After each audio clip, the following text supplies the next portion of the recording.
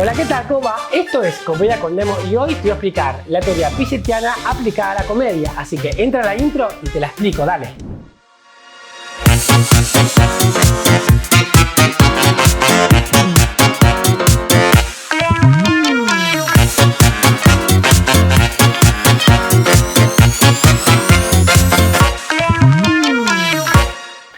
Bueno, entonces, en resumidas cuentas, Piaget decía que los niños aprenden a través de la exploración y la experiencia, ¿sí? Y que este proceso se produce por etapas, ¿sí? En realidad son 4 etapas.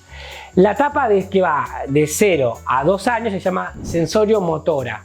Y es en esta etapa donde los niños aprenden a través de los sentidos. Entonces ahora te voy a mostrar una película donde se aplica esta etapa en la comedia. Miremosla y la comentamos, dale. ¿Dónde te has metido? La niña no ha dejado de llorar desde que te has ido y se ha hecho cacotas. ¿Cacotas? ¿Y qué demonios es eso? No me lo digas, no quiero saberlo. Pues te vas a enterar porque va hasta el cuello. Jo, estos pañales son muy grandes. ¿Qué talla has cogido? Son ultra absorbentes. Cuanto más absorbentes mejor, ¿sabes? ¿Quieres sostenerla un momento? Esta niña es un nervio. No quiero. Venga, Michael. No estires tanto, ¿lo vas a romper? No lo voy a romper. Sí que lo vas a romper.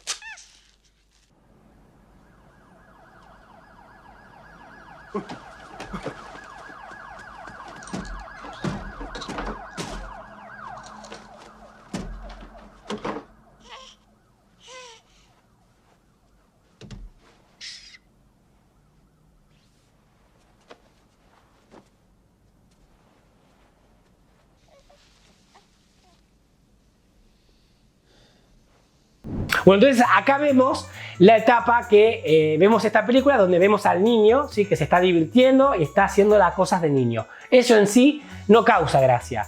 Lo que causa gracia es cómo los adultos, los 3 hombres, atienden y cuidan al bebé.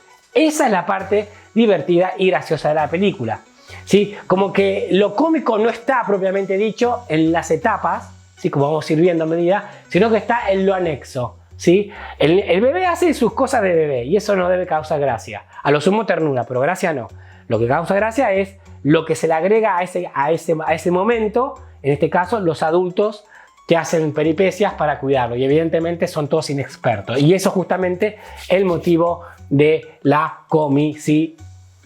La segunda etapa es la etapa preoperacional, ¿sí? Que va desde los 2 años hasta los 7 años. Y acá los niños empiezan a utilizar la simbología, ¿sí? Se empiezan a comunicar a través de las palabras y las imágenes. ¿Y qué mejor ejemplo de citar en este caso para poder entender cómo se aplica la comedia en esta etapa? Miremos ahora sí a Matilda. ¿A ti? Voy a encerrarte en un sitio en el que ni los cuervos podrán lanzarte sus excrementos. ¡Mirad! ¡Ay, se mueve la cámara! ¡No puede ser! ¡Qué miedo! ¡Las persianas se mueven! ¿Cómo puede ser? ¡Está escribiendo!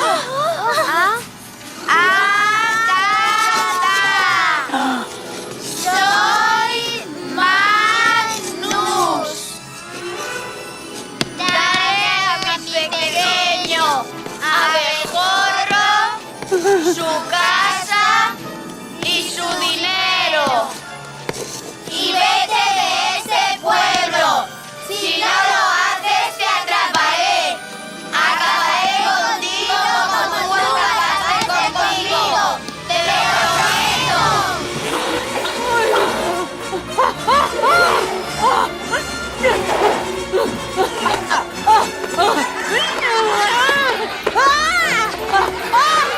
Bueno, justamente acá Matilda, está utilizando la simbología al escribir al pizarrón, está utilizando las palabras, ¿sí? Pero lo cómico no está en que usa eso, sino está en cómo lo hace. Lo hace a través de los poderes que tiene, ¿sí? Y también de todo lo que le pasa a la señorita Tronchatoro, ¿sí? Entonces ahí está de vuelta aplicado la comicidad, no en la etapa específicamente, sino en cómo lo hace. ¿Cómo hace para generar la comicidad? ¿Sí? ¿Se entendió? Bueno, espero que sí. Vale. Y después tenemos la etapa de las operaciones concretas, que va de los 7 años hasta los 11. Y en esta etapa podemos ver que ya los niños pueden crear una línea de pensamiento cronológico, ¿sí? Pueden planificar el razonamiento, pueden hacer algo secuencial, ¿sí? Y acá lo vemos justamente con el ejemplo de Mi Pobre Angelito, Home Alone, ¿sí? Acá despliega de alguna manera el mapa y lo gracioso es que el niño Kevin planifica sus acciones, que es justamente que corresponden a esa etapa, ¿sí?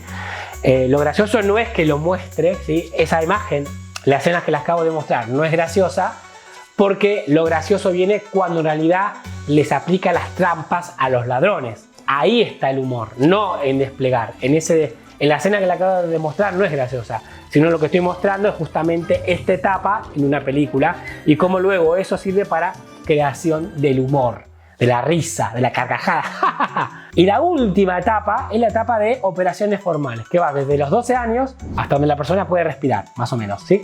Bueno, entonces acá el pensamiento es abstracto, ¿sí? Acá las personas piensan de una manera abstracta y pueden crear situaciones hipotéticas, en este caso. ¿Qué mejor ejemplo que citar ahora sí la de Big Bang Theory? Miremos esta escena y la comentamos, dale. Bueno, veamos. Puedo hablarte del gato de Schrödinger. Schrödinger. ¿Es la anciana del segundo A? No, esa es la señora Grossinger. Y además no tiene un gato, tiene un chihuahua calvo, un bichejo insoportable. Sheldon. Lo siento, me has distraído. Veamos. En 1935, Erwin Schrödinger, para intentar explicar la interpretación de Copenhague de la física cuántica, propuso un experimento en el que a un gato se le metía en una caja con una ampolla de gas tóxico que se podía romper en cualquier momento. Y puesto que nadie sabía si la ampolla se había roto o no, antes de abrirse la caja, se consideró que el gato podría estar vivo o muerto.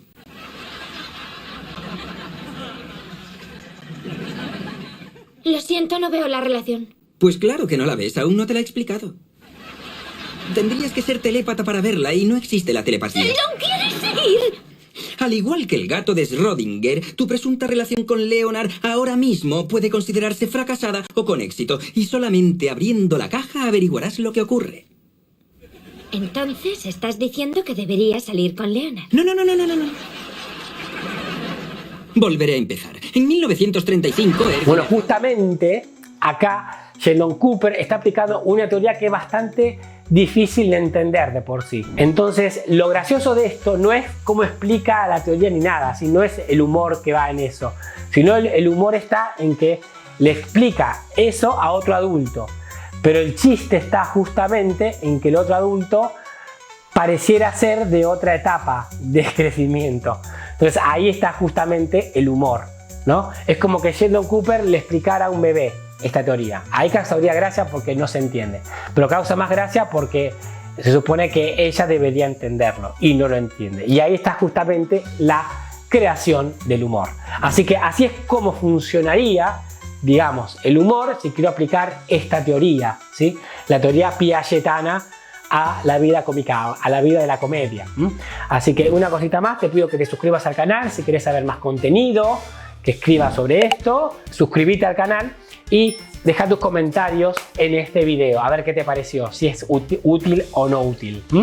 Muchas gracias, te veo en el próximo video. Hasta luego, chao, chao.